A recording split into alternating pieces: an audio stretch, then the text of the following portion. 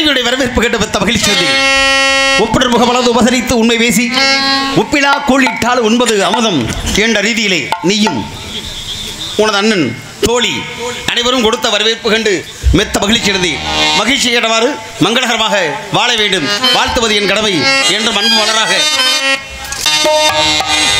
அன்பு மலர்களே நம்புகிறீர்களே நாளை நமதே நாளை நமதே தர்மம் உலகிலே இருக்கும் வரையிலே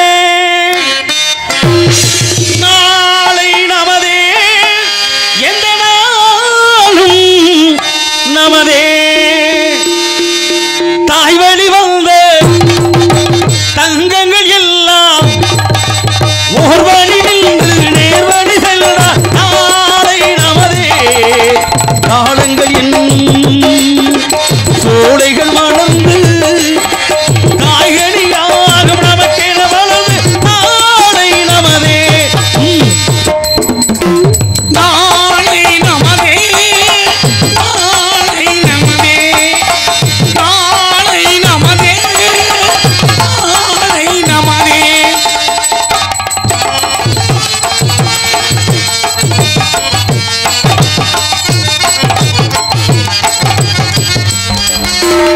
பாசம் என்னும் ஓர் வழி வந்து பாசமலர் கூட்டம் ஆடு மழையில் அமைவதுதானே வாழ்க்கை பூந்தோட்டம் பாசம் என்னும் ஓர் வழி வந்து பாசமலர் கூட்டம் ஆடு மழையில் அமைவதுதானே வாழ்க்கை பூந்தோட்டம் மூன்று தமிழும் ஓரிடம் என்று பாட வேண்டும் காவிய சிந்து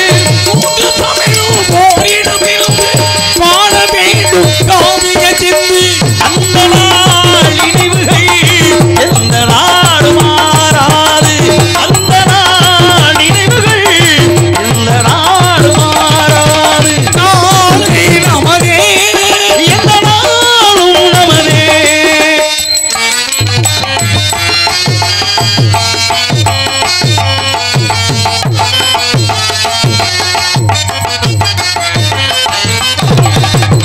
வீடு என்னும் கோவில் வைத்த வெள்ளி தீபங்களே நல்ல குடும்பம் ஒளிமயமாக வெளிச்சம் தாருங்களே வீடு என்னும் கோவில் வைத்த வெள்ளி தீபங்களே நல்ல குடும்பம் ஒளிமயமாக வெளிச்சம் தாருங்களே நாடு வீடு உங்களை நம்பி நாங்கள் தானே அண்ணன் தம்பி நாடு வீடு உங்களை நம்பி நீங்கள் தானே அண்ணன் தம்பி எதையுமே தாங்கிடும் இதயம் என்று மாறாது எதையுமே தாங்கிடும் இதயம் என்று மாறாது நாளை நமதே எந்த நாளும் நமதே நாளை நமதே எந்த நாளும் நமதே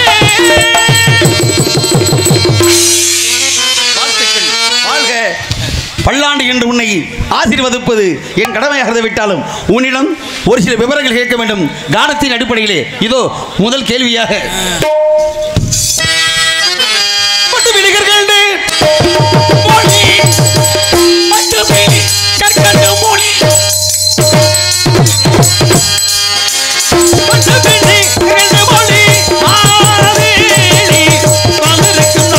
சொல் கோதே கோதே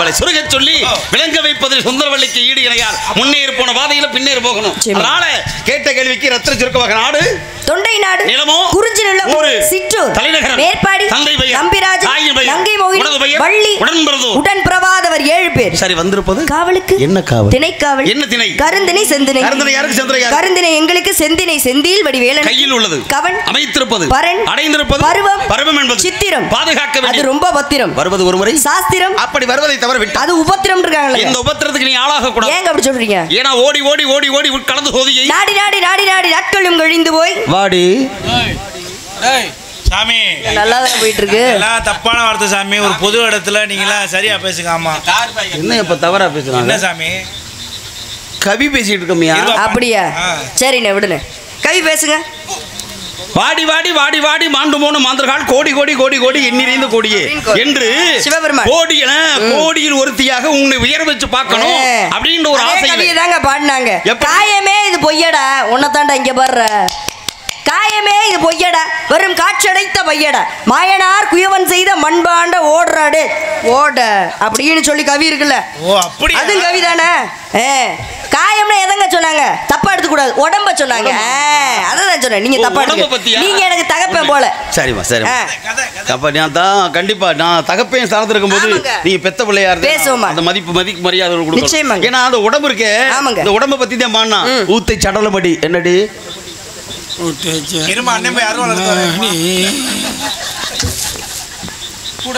எதுக்கு அறிவால போய் எடுத்துட்டு வரணும் நினைக்கிறாரு.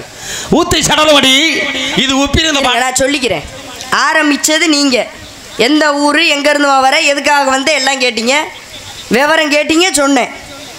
இந்த வாடி போடின்றது ஆரம்பிச்சது நீங்க. அப்புறம் குத்துதே குடைதே நீங்க சொல்லக்கூடாது. ஏன்னா சனியம் பிடிச்சிருச்சா பூ வச்சு பொட்டு வச்சு இந்த சேலையை கட்டாமல் போகாது. அதனால் பார்த்துக்கங்க, அதை பார்த்து பேசணும். ஏன்னா அந்த வார்த்தையை விட்டது நீங்கள். கவி வேற கவியே இல்லையாக்கு.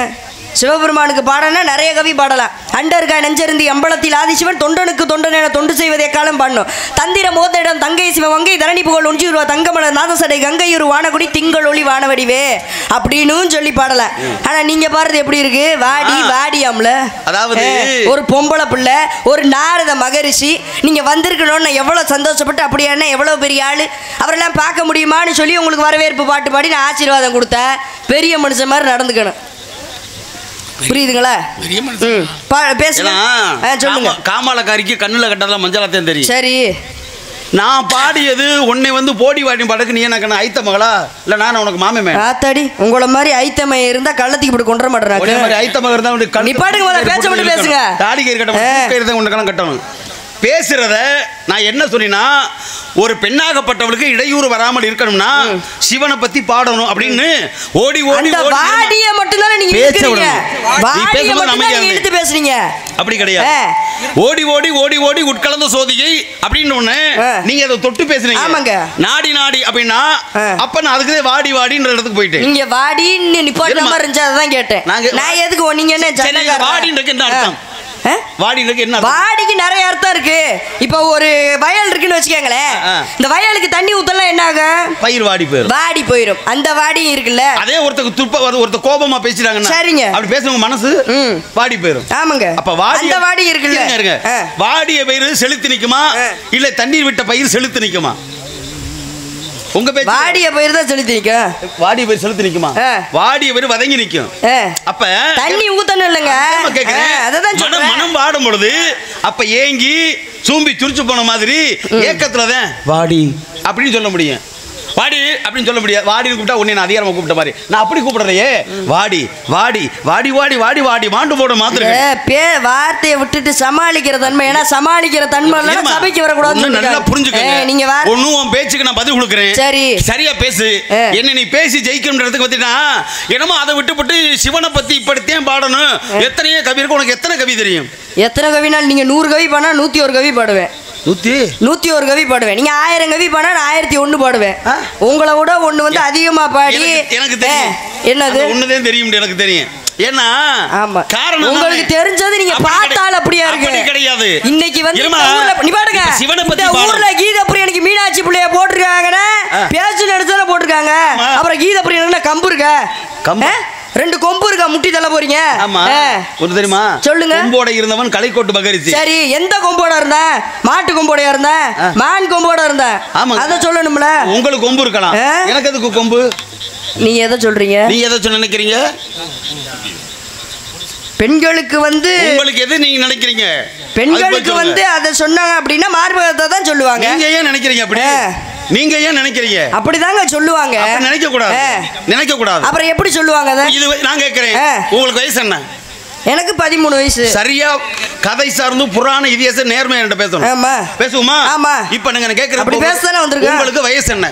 எனக்கு 13 வயசு. இது வரைக்கும் உங்களை பார்த்து யாரு கொம்பு வரணும் வர்ணிச்சது? அது யாரும் வர்ணிக்கல. அப்புறம் எப்படி உங்களுக்கு தெரியும்? எனக்கு மீனாட்சியை பத்தி எனக்கு தெரியும்ல. எப்படி? மீனாட்சியை பத்தி எனக்கு தெரியும். மீனாட்சி பத்தி யார்? மீனாட்சி எத்தனை கொங்கையோட பிறந்தவள்னு தெரியும். எல்லாரும் மாதிரி சாதாரணமா பிறந்துட்டாளா? கொம்பு சாதாரணமா வந்துட்டாளா? நிப்பாட்டுங்க. சாதாரணமா மீனாட்சி வந்துட்டால. எல்லா பெண்களுக்கு 2 கொங்கை இருந்தா, மீனாட்சிக்கு மட்டும் 3 கொங்கை இருந்ததா? திமுரு. அப்படி மீனாட்சி நல்ல திமுரு பிடிச்சவ தானே? ஏன்னா ஒண்ணு கூட இருக்குல்ல அவளுக்கு, அப்ப இருக்கத்தானே செய்யும். சரிங்க. இருக்கிறவங்கள முட்டாளாக்கி பேசக்கூடாது, அறிவாளி நினைச்சு. நிப்பாட்டுங்க. முத சிவபெருமான பத்தி கவி பாடுங்க. நிப்பாட்டுங்க. இத முடிச்சிட்டு பேசு. சொல்லுங்க. நான் உன்னை கொங்கைன்னு பேசுறேனா கொம்புன்னு பேசுறேனா? நான் கொம்புடு தான் பேசுனேன். நானும் கொம்புடு தான் சொன்னேன். சரி. கொம்பு முளைத்தவன் இருந்தான் கலைக்கோட்டு மகரிஷி. சரி. கொங்கை என்ன பார்த்து நீங்க கொம்புடு சொன்னீங்க? என்ன நீங்க என்ன சொன்னீங்கல? நீ கேட்ட வார்த்தையை விட்டீங்கனா அதுக்கு பதில் சொல்லியே பேசத்தான் செய்வேன். நீ கேட்டது நீங்க சொன்னதுக்கு பதில் சொல்லுங்க. என்ன சொன்ன? நீங்க சொன்னீங்களே உனக்கு தான் கொம்பு இருக்கு எனக்கு இல்ல, நீங்களே என்ன காரணம்னு கேக்குறேன். அப்படிதான் சொல்லுங்க. கொம்புனா என்ன? என்னன்னு சொல்லுங்க. நீங்க என்ன பார்த்து நீங்க சொன்னீங்க. எதை பார்த்து சொன்னீங்கன்னு கேளுங்க. சொல்லுங்க. கொம்பு இருக்கு. இப்ப கொம்புனா கூர்மையானது. சரி. கூர்மை எதுக்கு எதுக்கு பயன்படும்? குத்துறதுக்கு. சரி. உங்க பார்வை என்னதான் குத்துச்சு?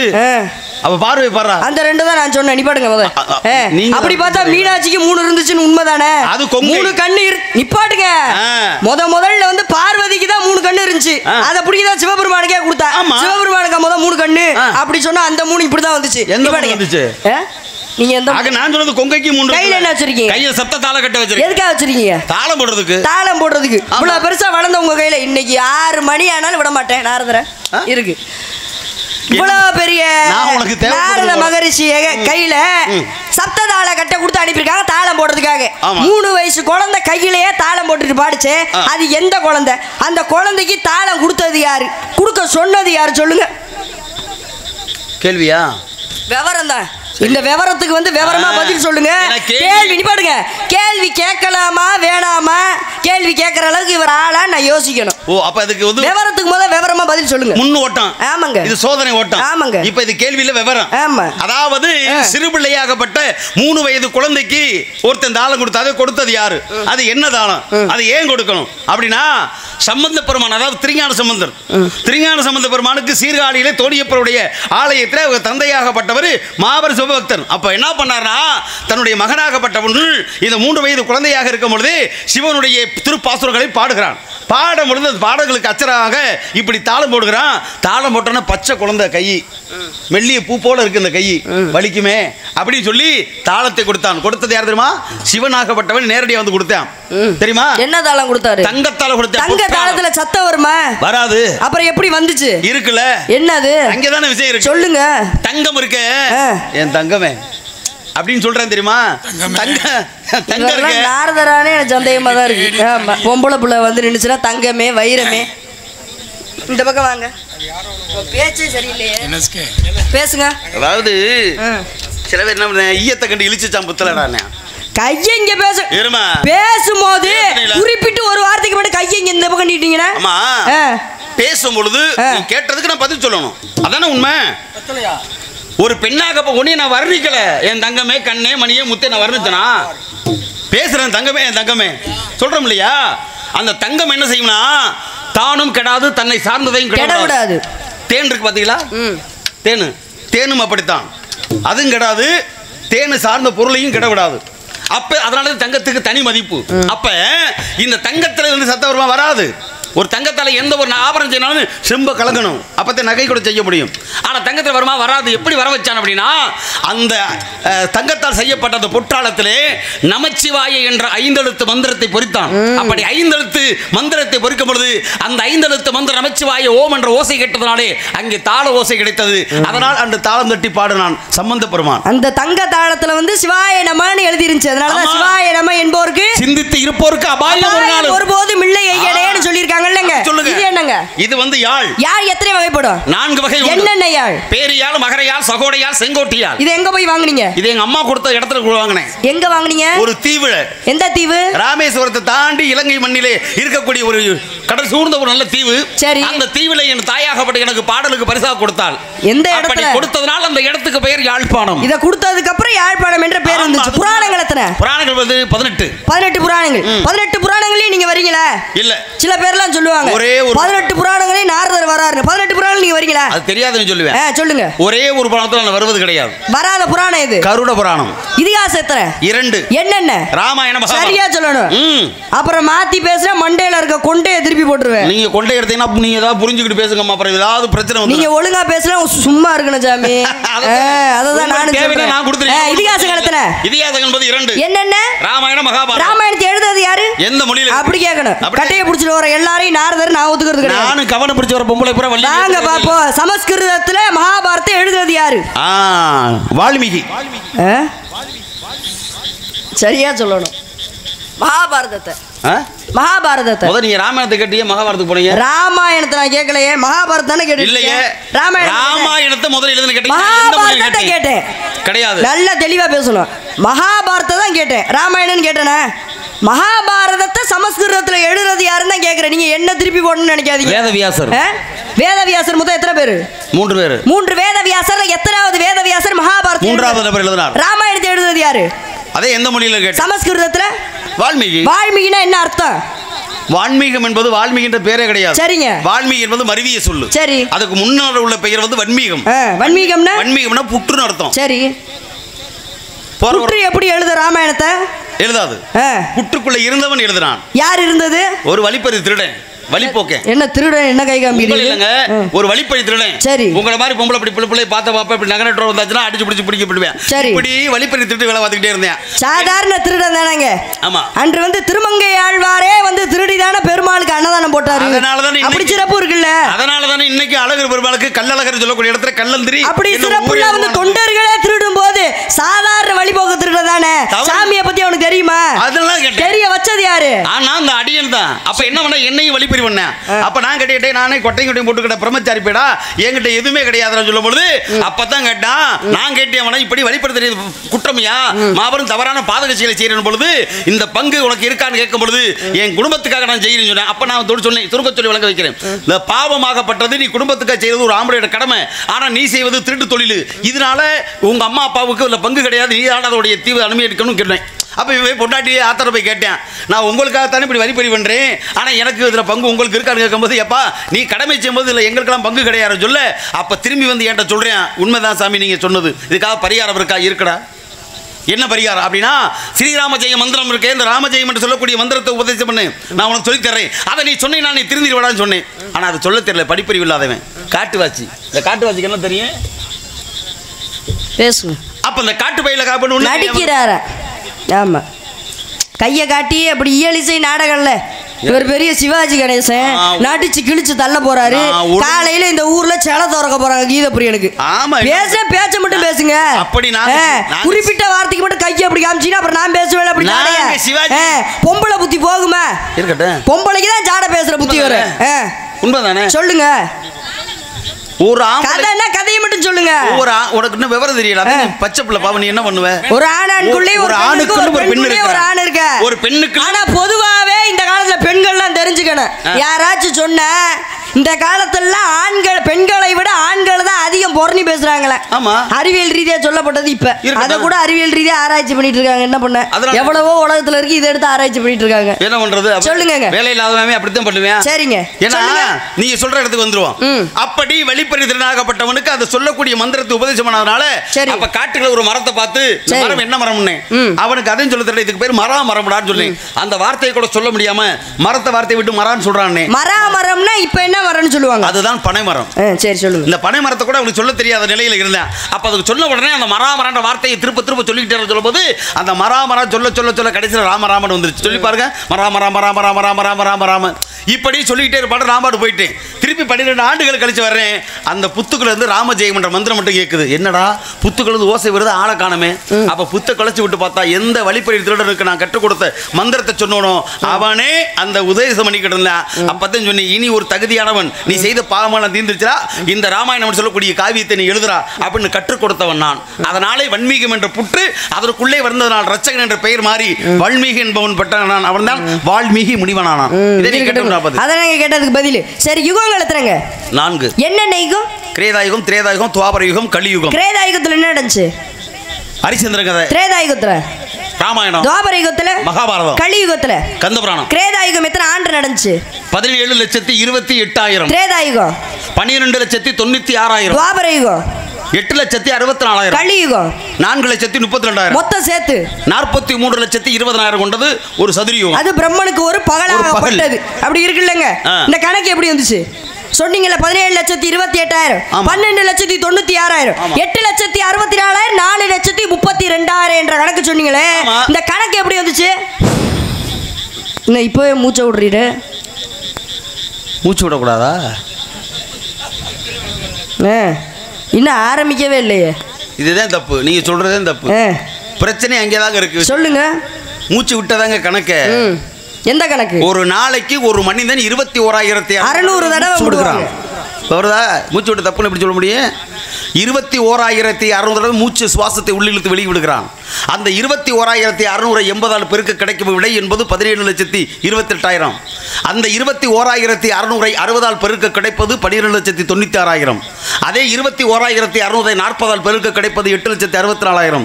அதே 21,600 20 பெருக்க கிடைப்பது 4,32,000.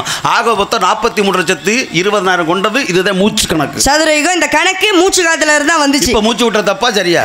மூச்சு விடலாம், பெருமூச்சு தான் விடக்கூடாது. இங்க இருங்க. அப்படி கிடையாது. அப்படி என்ன கிடையாது? உள்ள கிடையாதுங்க. ஏன்னா பெரியவங்க சொல்லுவாங்க பெருமூச்சு எதுக்கு விட்டுக்கிட்டு இருக்க அப்படின்னு சொல்லுவோம்ல. மூச்சு விடல, பெருமூச்சு தான் விடக்கூடாது. ஒருத்தவங்களை பார்த்து வீடு கட்டிட்டாங்கன்னா எப்ப இதெல்லாம் நம்ம கட்டுவோம் ஒரு பெருமூச்சு விடுவாங்கல்ல, அந்த பெருமூச்சு விடக்கூடாதுன்னு பெரியவங்க சொல்லுவாங்க. சொல்லுங்க. அதை இப்ப நானும் சொல்லுவேன். சொல்லுங்க. மனுஷனுக்கு அந்த விடக்கூடாது பெருமூச்சு. ஏன்னா அது பொறாம முடிச்ச விருத கட்ட வேண்டியதானே. சம்பாதிக்க வக்கல பெருமூச்சு அடிக்கிறவனுக்கெல்லாம் வெக்கம் இல்ல. எனக்கு சம்பாதிக்க வைக்கலையா அப்படின்னு அங்கே உங்களை இல்லமா அப்படி சொல்லுவாங்க. சரிங்க. நாங்க வந்து அப்படி ஆபத்திற்கு உதவாத பிள்ளை, அரும்பசிக்கு உதவாத அன்னம், தாகத்தை தீர தரித்திர மரியா, கோபத்தை அடக்க, குருமணி கொள்ள, பாவத்தை போக்க இருந்தோ 7 பையன். நான் 100ல போனா நீங்க 108ல போனோம். இங்க இருங்க. அதை காட்டி தூக்கிட்டு விட அமைக்கிடுவேன். அது 108மா? எந்த 108? அச்சரங்கள். யாரோட அச்சரங்கள்? அது சிவனுக்கும் உண்டு, பெருமாளுக்கும் உண்டு, முருகருக்கும் உண்டு. இங்க இருங்க. நான் போட்டிருக்கேன் பாருங்களேன். என்னது? 108. அதனால அந்த மாலையும் வந்து துளசி மாலை 108 தான். நெத்தியில என்ன போட்டிருக்கீங்க? நெத்தியில திருமன். யார் நினைச்சு போட்டீங்க? என் பாட்டை நாராயணன். அவர் வந்து இப்ப பாட்டன் பரந்தாமன் நினைச்சு போட்டிருக்கீங்க. ஆமா. இப்ப பொதுவாவே வந்து பாத்தீங்கன்னு வச்சுக்கோங்களேன், பெருமாளாகப்பட்டவர் பெண் உருவம் எடுப்பாரு.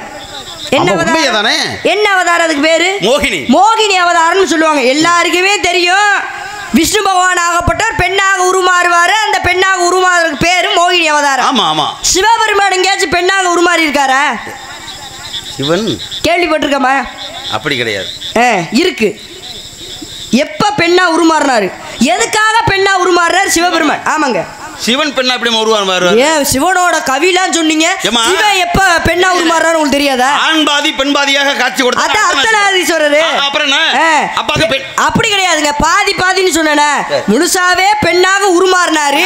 அது எங்க? இல்ல பெருமாள் என் பாட்டை நாராயண பத்தி பேசுறீங்கல்ல. சரிங்க. பரந்தாமடி அரிநாமம் சொல்லி திருமணம் போட்டுருக்கீங்க. ஆமாங்க. பெருமாளை பாத்துக்கீங்களா நீங்க? பாத்திருக்கேன். பரந்தாமலை பாத்துக்கீங்களா? பாத்திருக்கேன். எங்க பாத்தீங்க? நான் ஸ்ரீரங்கத்துல பாத்திருக்கேன். ஸ்ரீரங்கத்திலயா? திருப்பதியில பாத்திருக்கேன். சரி கோயிலுக்கு சுத்துவ போல தெரியுது. ஏங்க கோயிலுக்கு போற தப்பு தவறு சொல்ல. பொதுவா அவர்களுடைய இருப்பிடம் அது. இது ஆலயத்துல ஒரு இடத்துல இருப்பாரு. அது திருப்பார்கடல்ல. அப்படி சொல்லுங்க. பார்க்கடலை பள்ளி கொண்டவன் பரந்தாமன். ஆமாங்க. எப்படி இருப்பாரு? அது சயன கோலத்துல இருப்பாரு. சயனம்னா என்ன? அது படுத்த நிலையில இருப்பாரு. படுத்தானே இருப்பாரு. ஆமாங்க. படுத்திருக்க பள்ளி கொண்டவன் யார்? பரந்தாமன் தானே. ஆமா. எங்க சிவன் படுத்திருக்காரா? அவர் படுத்திருக்காரு. ஒரே ஒருத்தர் படுத்திருக்காரு. எங்க?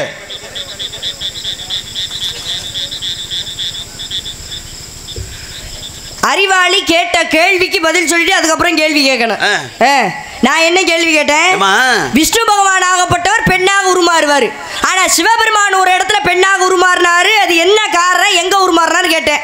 நீங்க என்ன திருப்பி கேக்குறீங்க? விஷ்ணு பகவான் சயன கோலத்துல இருப்பாரு, சிவபெருமான் ஒரு இடத்துல சயன கோலத்துல இருந்தாரு, எங்கன்னு கேக்குறீங்க? இதெல்லாம் பிடிவாதமான பேச்சு. நீங்க கேட்கறதுக்கு மட்டும் பிடிவாதம் இல்லையா? சரி நீங்க சொல்லுங்க, நான் சொல்றேன். மகாவிஷ்ணு மோகினி அவதாரமா பெண்ணா மாறுவாரு. சரி. அப்ப சிவன் இங்க மாறினாரு அப்படி நீங்க கேக்குறீங்கல்ல? சரி. அதே போலதான் நான் கேக்குறேன். பரந்தாமே பள்ளி கொண்டு போய் படுத்திருப்பேன். சரி. அது யதார்த்தமான விஷயம். சரி நீங்க சொல்லுங்க, நான் பதில் சொல்றேன். எதை சொல்ல? நான் கேட்ட கேள்வி பதில் சொல்லுங்க. என்ன கேட்டீங்க கேள்வி? என்ன கேட்டேன்னு கூட நினைவுல நிக்கிறீங்க. ஏன் மாறினேன்? சொல்லுங்க. எதுக்காக மாறினேன்? என்ன காரணம்? அப்படினா பூரா அத தான் சொல்லுங்க. சூழ்ச்சி வந்தாங்க. வேற ஒண்ணும் கிடையாது. அதாவது என் பாட்டனாகப்பட்டவன் நாராயணன் இருக்காரே, மகாபாரதத்திலே கண்ணனாக பிறந்தான். கண்ணனாக பிறக்கும் பொழுது இந்த கோபிய ஸ்திரீகள் இருக்காங்க இல்லையா, அதாவது யாதவகுல பெண்கள் 60,000 கோபிய ஸ்திரீகள். இந்த 60,000 கோபிய ஸ்திரீகளோடு பிருந்தாவனம் ஒரு இடம் இருக்கு.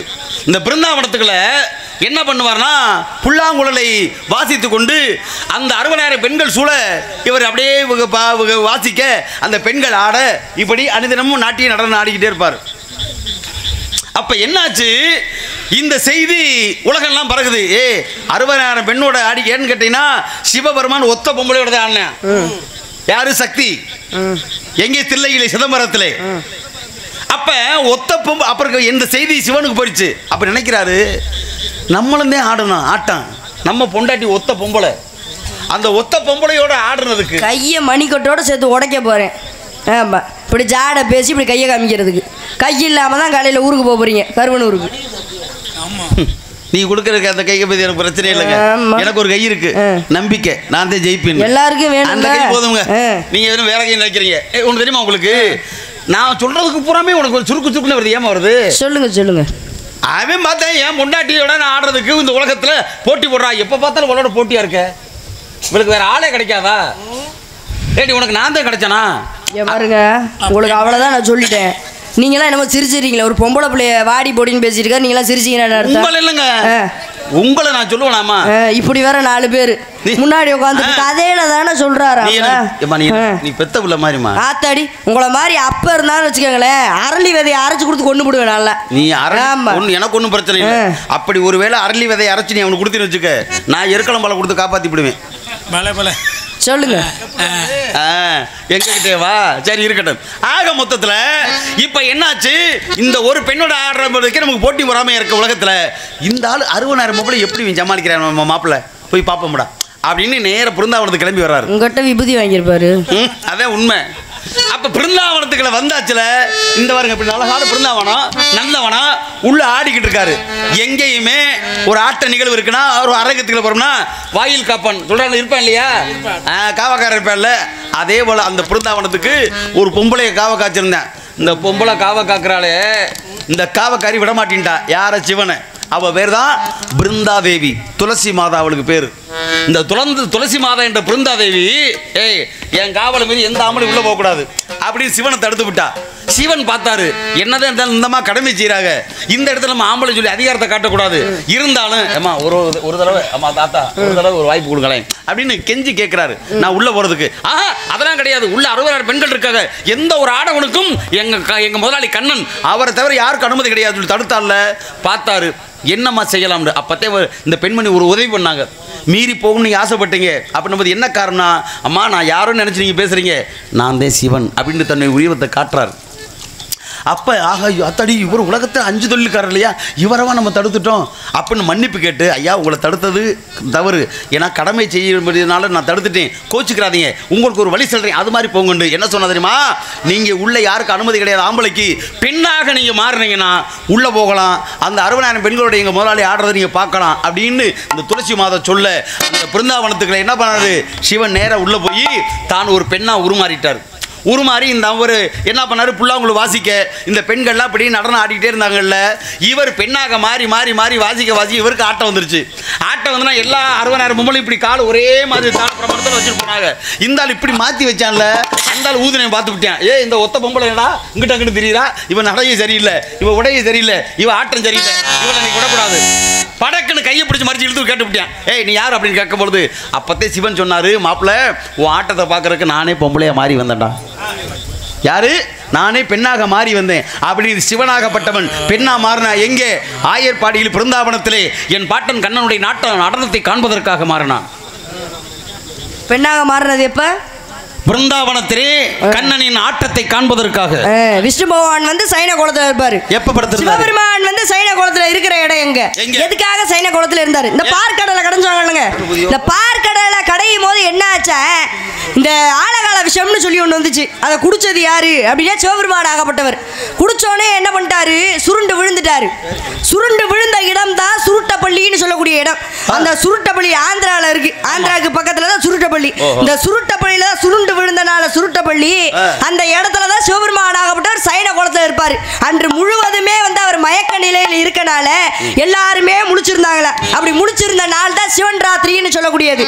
அப்ப சைன குளத்துல எங்க இருப்பாரு அப்படின்னா ஆந்திராவுக்கு பக்கத்துல இருக்கிற சுருட்டப்பள்ளி என்ற இடத்துல திருநீலகண்டேஸ்வரர் என்ற ஆலயத்துல தான் சிவபெருமான் ஆகப்பட்டவர் சைன குளத்துல இருப்பாரு. இதான் நீங்க கேட்ட கேள்விக்கு பதில். அற்புதமான பதில். சரிங்க. எண்ணி 21 நாள் 3 வாரம் நீங்கள் இதே மாதிரி முழிக்கணும் அப்படின்னா காத்திருக்கணும். சிவராத்திரிக்கு 3 வாரம். ஆமாங்க, 21 நாள் இருக்கு. அதுக்குள்ள வெளிப்படையோட உங்களுக்கு நல்ல காரியம் பார்க்க வந்திருக்கேன். காற்றுல போது தூச்சி கொள்ளணும், கதவு இருக்கிற சாத்தி கொள்ளணும், பருவம் இருக்கிற பயிர் செய்யணும், அரண்ட இடத்துக்கு நீர் தேவை, இரண்டு வீட்டுக்கு ஒரு பருவமடைஞ்ச பெண்ணுக்கு அது பாதுகாப்பு தேவை. அது யார் கொடுப்பா? அது எங்க அப்பா, எங்க அண்ணன், எங்க எல்லாமே இருக்கட்டும். கடைசி வரைக்கும் ஒரு பெண்ணுக்கு துணையாக வருவான் யார்? அது கணவன் சொல்லுவாங்க. யாரு? கணவன். கணவன் கண் அவன். அந்த கணவன் யார் தெரியுமா? யாரு? உனக்காக. இருங்க, எதுக்கு வந்தீங்க நீங்க? உனக்கு அழகான உன் வயசுக்கு, உன் பருவத்துக்கு, உன் பெருமைக்கு, சரி உன் புகழுக்கு ஒரு அழகான ஒரு மாப்பிள்ளை பாத்துட்டு வந்திருக்கேன். பாத்துட்டு வந்திருக்கீங்க, பரவாயில்லையே, நல்ல விஷயம். யார் மாப்பிள்ளைன்னு சொல்லுங்க. பிடிச்சிருந்தா கட்டிக்கிறேன், பிடிக்கலன்னா கட்டிக்க மாட்டேன், ஓடி போயிடணும். என்னம்மா மாப்பிள்ளை தெரியாத உங்களுக்கு? யாரு மாப்பிள்ளை தெரியாதா? தெரியாது. நான் தான் சொல்லணும், நான் தான் சொல்லணும் எதிர்பார்க்கறியா? நீங்க தானே பாத்துட்டு வந்திருக்கீங்க, அப்ப நீங்க தானே சொல்லணும். சொல்லுங்க. இத சொல்றேமா? நீங்க மாப்பிளைய சொல்லுங்க, அப்புறம் இருக்கு உங்களுக்கு. முப்பால் தருபவள் முருகன் அம்மா,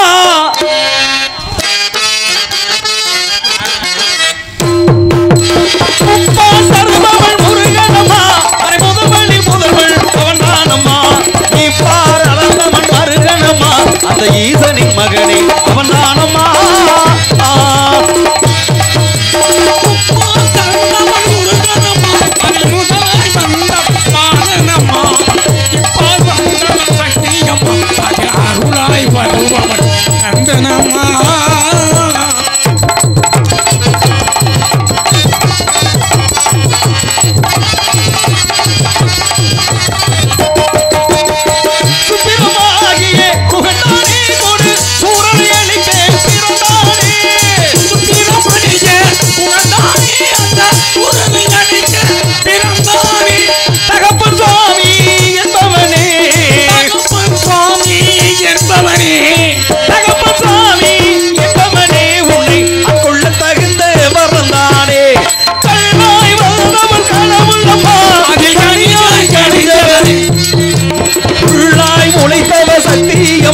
அதில் பூவாய் மறந்தவ காளியம்மா.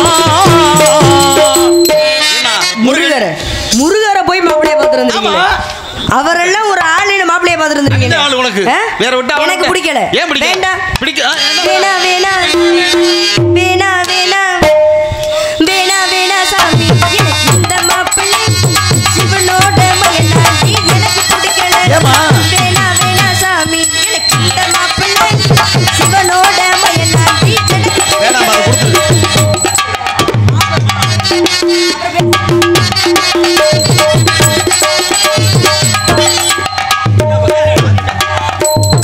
எட்டு குடி தாண்டி அவையவள பேயொட்டி ஆத்தாள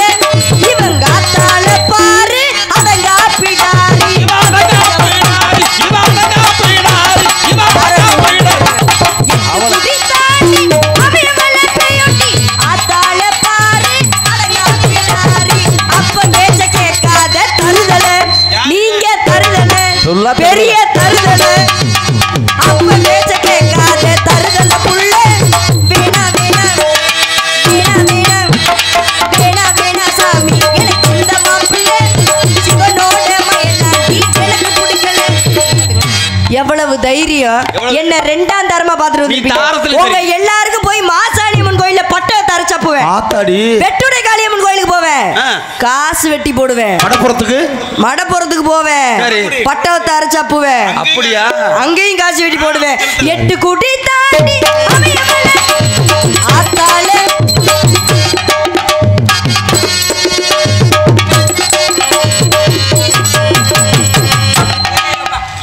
8 குடி தாண்டி அவையவள பெயொட்டி ஆத்தால பாரு அடங்கா பிடாரி அப்ப பேச்ச கேட்காத தங்கல புள்ள வேணா வேணா வேணா வேணா வேணா வேணா சாமி எனக்கு இந்த மாப்பிள்ளை சிவனோட மயனாண்டி எனக்கு பிடிக்கல.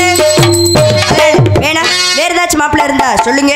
அவனை விட்டா வேற இவனும் ஒரு புருஷன் கிடையாது. ஏன் தெரியுமா? ஊர்ல ஏதாச்சும் ஒரு மாப்பிள்ளை கூட சொல்லுங்க.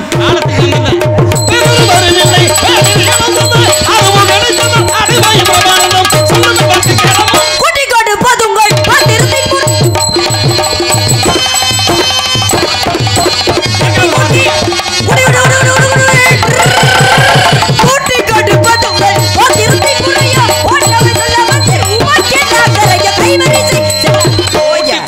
இது போது பாவத்தை அது எங்கிட்ட ஒரு நாளைக்கு கீழே விழுக போகுது. மண்ண மாதிரி தூத்தலையா போயா மணி என்னையாச்சு அதிகாலை நேரம். நான் வீட்டுல இருந்தேன்னா வாச தெளிச்சு கோலம் போட்டு அப்படிலாம் வேலை பாக்குற தமிழச்சி தானே. எங்க இருக்கேன்? காட்டுக்குள்ள இருக்கேன். அது ஒன்ன சொல்லி குத்தம் இல்ல, உங்க அப்பனை சொல்லணும். எல்லாம் ஒரே கூட்டணி தானே. காலத்துல மன்னர்கள் பாரம்பரிய அரச பாரம்பரியம்னா பெண்கள்லாம் மயில் பிடியில வீசுவாங்க, மயில் தோகையில. உங்க அப்பா எனக்கு இந்த மசுல வச்சு வீச வச்சுக்கிட்டு இருக்கேன். உங்க கொண்டே நான் போறதுக்குள்ள எடுக்கல பாருங்க. என் கொண்டே வச்சு என் கொண்டே வச்சு அப்புறம் கொண்டே இல்லாம தான் வரணும். அது பாத்துக்கங்க. நீ பாட்டுக்கு போதா கேட்ட வார்த்தையை மாட்டி காட்டுகிறேன். அதிகாலை சூரியன் அஸ்தமனம் ஆவதற்குள் உனக்கு மெமரமான கந்தனுக்கு மனப்படுத்தி காட்டுகிறேன். அப்படி இருக்கின்றால் நாரத மகரிஷி இல்லை வருகிறேன். சத்தியம் நாரதரே, முனிவரே, நக்கீரே, புலவரே, இப்படி போய் நாரதர் சேர்ந்துட்டாரு. என்னமா என்னாச்சு? போய் சேர்ந்துட்டாரா? கிடையாது, இப்படி கோவமா போயிட்டாரே அப்படின்னு சொல்றேன். நாரத மகரிஷியை பார்த்து இத்தனை பேருக்கு முன்னாடி கூட்டி கொடுப்பன்ற வார்த்தை கேட்கலாமா? கேட்டிருக்க என்ன காரணம் இல்லாமல் இல்லை. என்ன காரணம்? இவரை இப்படிலாம் கோவப்படுத்தி என்னப்படாதான் கோவமா போய் முருகட்ட சொல்லுவார். அப்பதான் சுவாமி சீக்கிரம் என்னை ஆட்கொண்டு போவார் சொல்லி அவருடைய பாதார வெந்தத்தை வெகு சீக்கிரம் அடைவேன். இப்படி ஒரு நாடகம் நடத்துறேன். சுவாமி வந்து சீக்கிரம் என்னை ஆட்கொண்டு போக வேண்டும் என்று காத்து கொண்டிருக்கேன். வெற்றிவேல் முருகனுக்கு, வீரவேல் முருகனுக்கு, கந்தனுக்கு, கடம்பனுக்கு